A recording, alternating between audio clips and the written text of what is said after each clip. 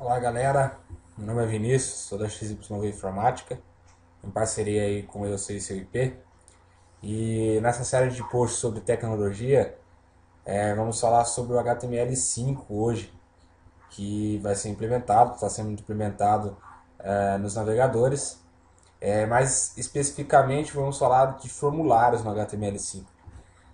Os formulários que hoje são utilizados no XHTML são bem ultrapassados com as novas tecnologias que o HTML5 está implementando.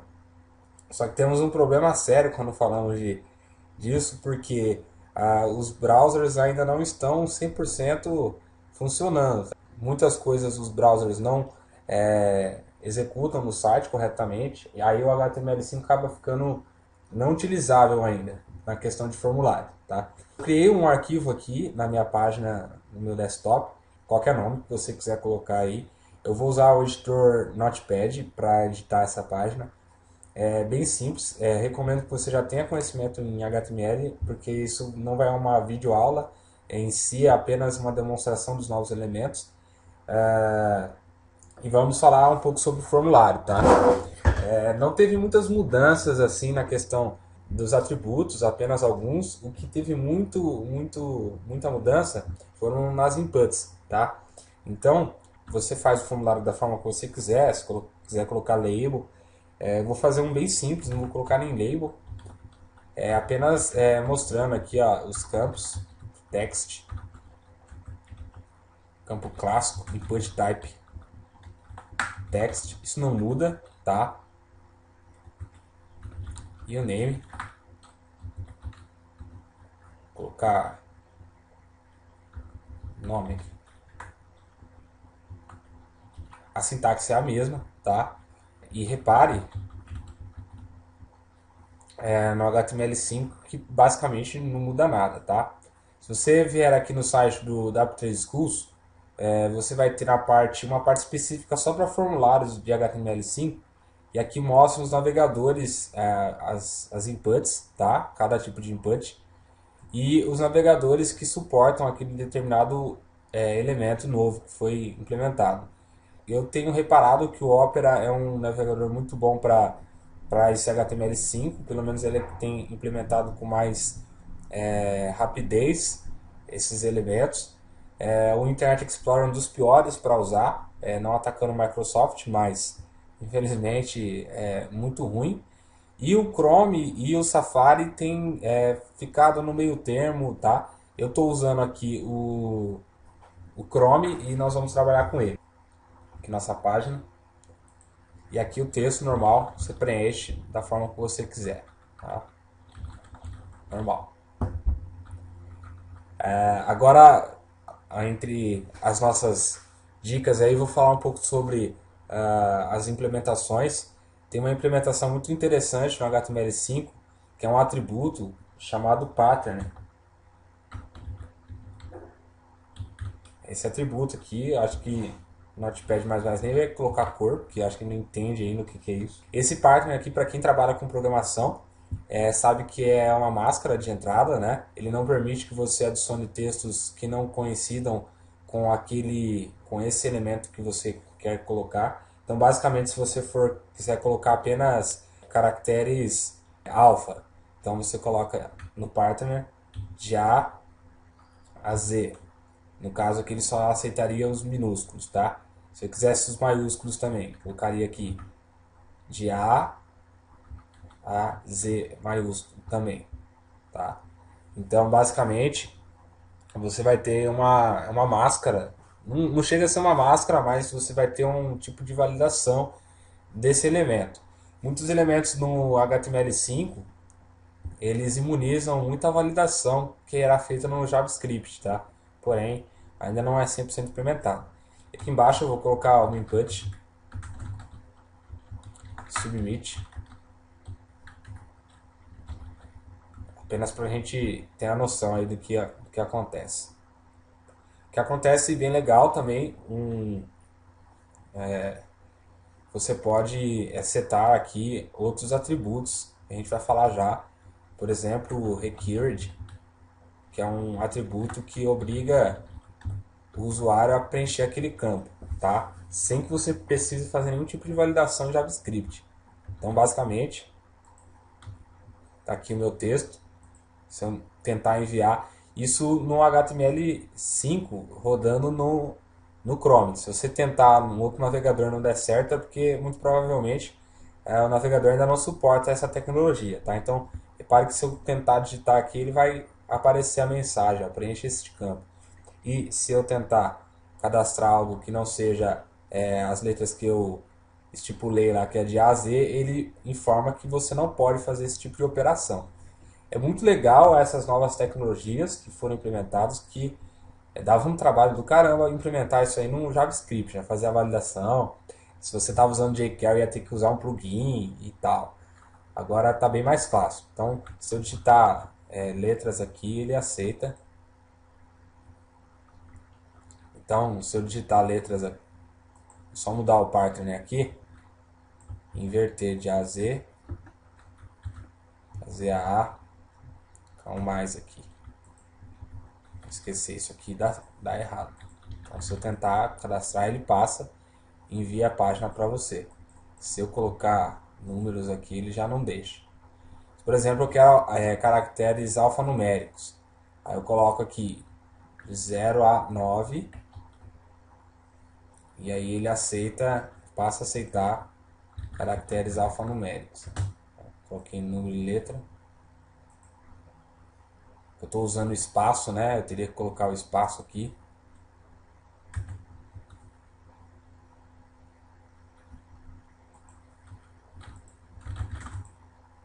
Ok?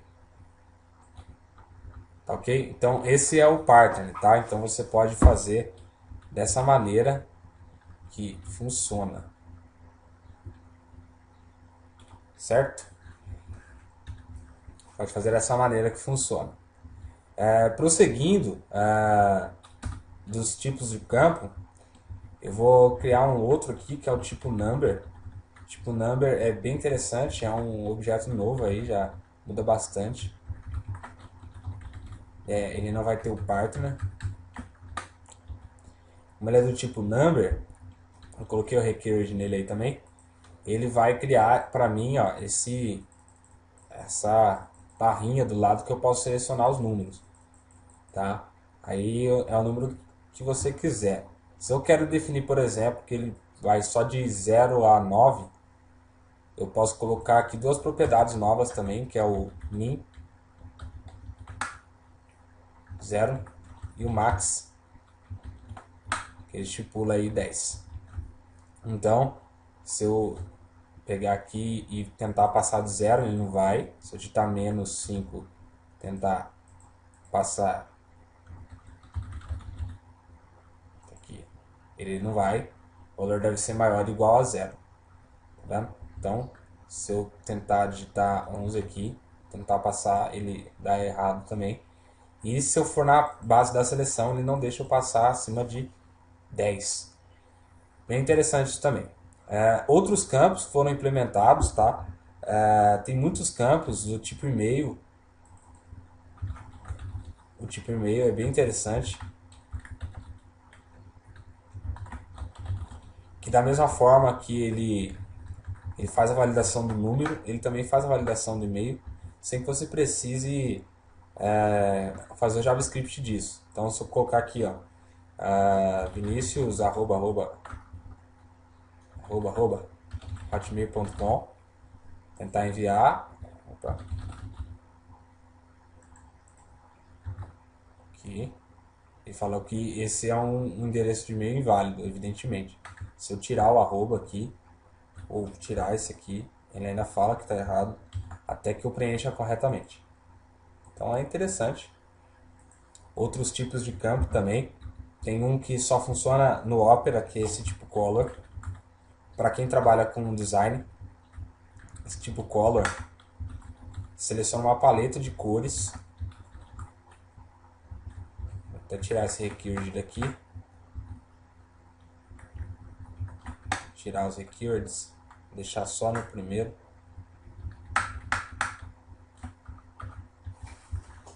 Ele seleciona uma paleta de cores quando você clica aqui, no caso no Chrome ainda não está funcionando. Eu testei também no Firefox, ele não funcionou.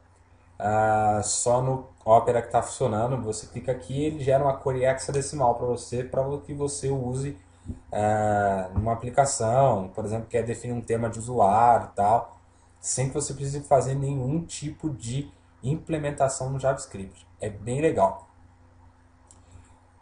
Outros tipos, do tipo URL, também tem essa implementação. Site, vou digitar uma URL aqui, vou digitar uma URL. Oi.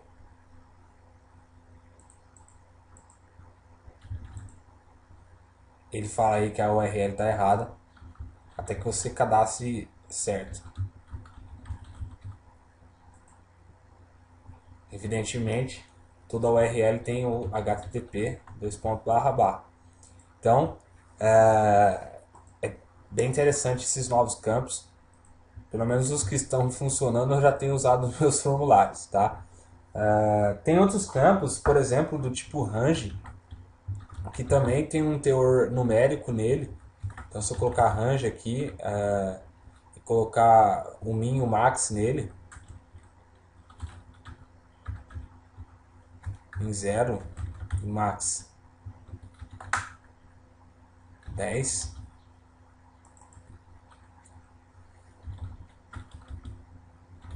a tipo idade aqui, e aí você seleciona de 0 a 10 no máximo, tá? Esses valores, uma barra de seleção aqui, bem interessante também.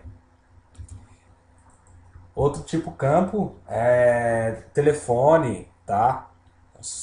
O problema dessas implementações é que elas são padrão americano, então você vai ter alguns campos que eu nem vou comentar, que é o tipo tel, é o tipo datetime. Essas implementações, elas geralmente são locais, tá? Então se você coloca time aqui, elas são implementações locais. Então, muito provavelmente não funcione corretamente para sua aplicação se você for usar o padrão nacional, que é o padrão brasileiro. Agora, tem outra tipo que é o datetime BR, né, que no caso seria o datetime-local. Então, se você usar esse mesmo datetime com esse tracinho, traço local, ele vai pegar o local que você está acessando o computador e vai transformar, no caso, aquele campo no tipo de seleção correspondente. Mas é muito complicado falar, vai funcionar, não vai, ainda está em implementação. Mas fiquem atentos a isso.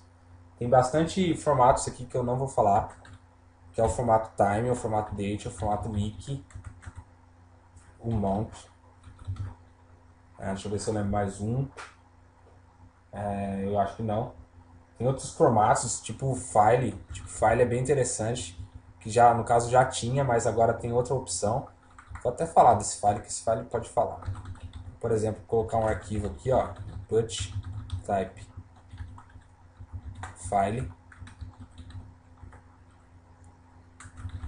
name arquivo. Agora você tem uma implementação bem legal no HTML5. No caso aqui, se eu for selecionar um arquivo, ele está aqui. Ele só posso selecionar um arquivo por vez. Mas no HTML5 eu posso selecionar mais que um arquivo. Então eu só coloco essa opção aqui, ó. Multiply.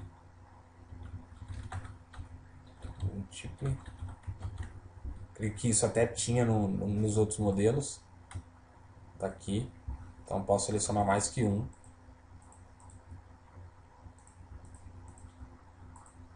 Isso não imuniza a validação, tá ok? Lembrando que você tem que mudar o enctype do seu formulário. E é bem legal. Outras atributos que você pode colocar, que são bem legais de você implementar, é o autofocus e o placeholder, tá? Então, por exemplo, você entra na página e já quer dar o autofocus nesse campo, é só dar o autofocus você já entra, ele já fica com o cursor piscando lá, sem precisar da implementação. Outro campo bem legal, outra propriedade bem legal é o placeholder. Placeholder era a chatice que você tinha no JavaScript para fazer. Então, por exemplo, você queria que colocasse assim, digite seu nome, e aí quando a pessoa fosse digitar, sumisse esse digite seu nome e aparecesse já o cursor para lá piscando. Então aqui é a mesma coisa, ó, tá aqui, digite seu nome, então conforme eu digito, esse nome some, e você pode fazer isso em qualquer caixa de texto, tá? Caixa de texto ou cor, isso é bem legal de fazer também. Outra coisa importante que foi implementado no formulário é a parte do autocomplete. Repare que quando eu vou digitar aqui, ele já aparece uma lista que eu já me enchi nesse campo aqui para digitar alguma coisa. Mas vamos supor que eu não queira que isso aqui fique aparecendo. É uma implementação própria que você pode colocar a seguinte propriedade: autocomplete, e aí você define como on ou off. Se você definir como off e atualizar, olha lá, não consigo visualizar. Até aparece, essa página web desativou o preenchimento automático. Da mesma forma, você pode habilitar forçadamente, né? De repente você faz um script que todos vão ficar desativados, só isso vai ficar ativado. Só de você clicar ele já aparece o auto-preenchimento. Existem outros campos, como o date list, que eu vou falar nas próximas aulas. Mas basicamente é isso, espero que vocês tenham gostado. Acessem o nosso site eusoicip.com.br e curtam a nossa página no Facebook e da XYV Informática também. Valeu pessoal, até mais.